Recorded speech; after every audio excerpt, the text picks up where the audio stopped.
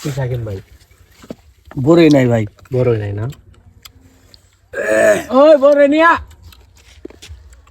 আসলে ব্রিজ আসছি আমরা, আসার পরে বাকিটুকু আপনি বললেন।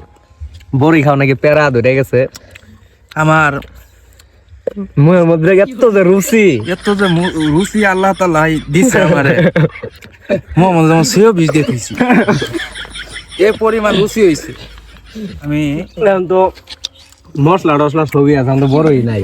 বড় বড়ই বাড়তাছে, পারতে পাড়াইছি ভাইয়া, কিছুক্ষণ ওয়েট করে। তোমার এমনি খায় না, খাই দাও। আচ্ছা ওটা এমনি থাক, বড়ি টরে নিয়ে এক পায়রা। বর্তমানে আমার পুরা শরীরটা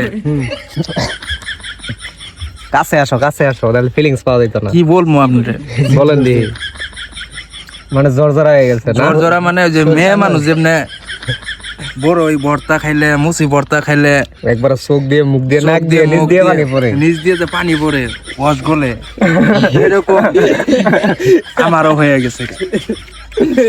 তো হাকিম ভাইরা ধরে দে, হাকিম ভাই কিছু কর। আমি ভাই কি কম ভাই, খাইয়া দেয় ভালোই লাগলো, খারাপ না।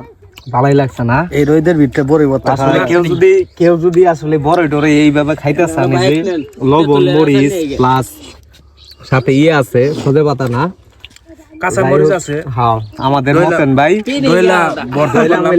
আবার আরেকটা জিনিস ভালো হইতো, জুনকালে একটা মেয়ে থাকতো, তাহলে পুরা পিনিং করতাম। পুরো অন্যরকম হইতো।